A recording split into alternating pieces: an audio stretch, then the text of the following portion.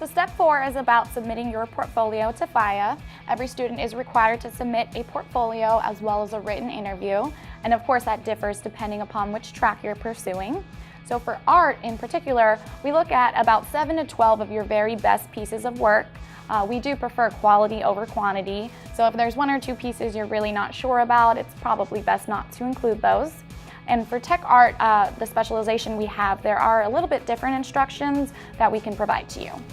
Yeah, and for production, we definitely want to know if you've volunteered anywhere in the industry, if you've made games as an undergrad, if you're a part of any game development clubs or things like that. Definitely submit those to us and let us know about that experience. You might do that in the written interview or elsewhere.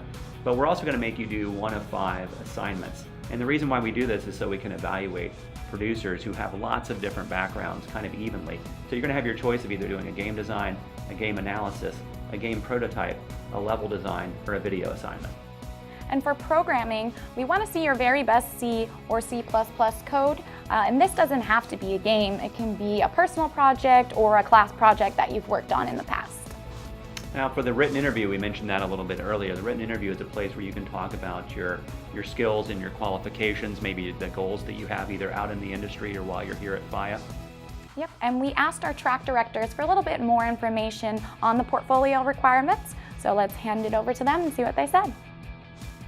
For admission, I look at 3 things. First of all, their GRE score, mostly the quantitative math score. And then I also look at their GPA in undergrad classes. I pay special attention to their computer science classes.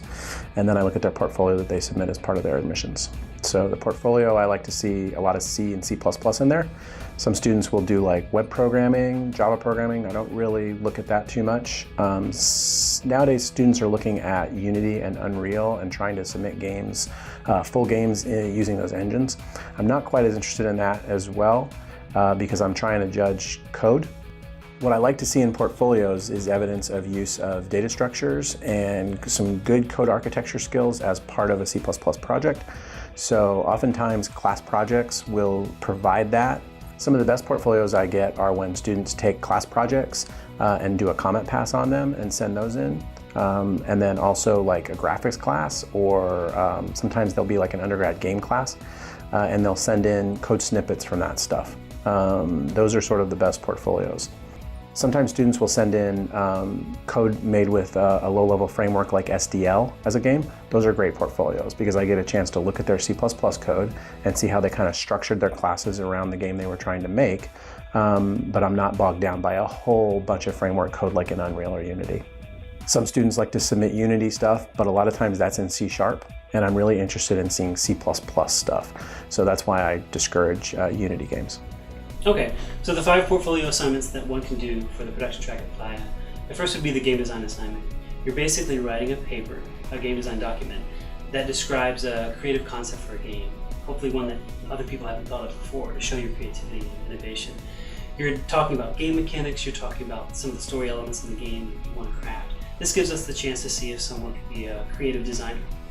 Then we have another writing assignment we offer, which is the game analysis assignment. This is less about creativity, but more about the X's and O's of the business side of games. So you're proving that you have the mind of a producer who can market a game, distribute a game, and knows how to publish a game to an audience where it's actually going to be successful, you understand business models and so forth.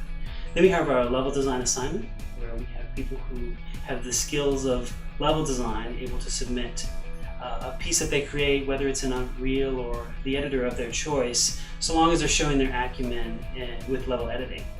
Then we have our game prototype assignment. This is a chance for our technical producers to show their scripting skills, show their ability to author prototypes, whether that's on their own or in conjunction with others, but we think it's most impressive when we have prototypes built just by a single developer. And then finally we have our video assignment. So the video assignment is somewhat of a catch-all in that you're basically describing what your skills are. Your skills could be in those other categories, but the video would basically be a chance to showcase and talk about your talents in an exciting video that you would edit together.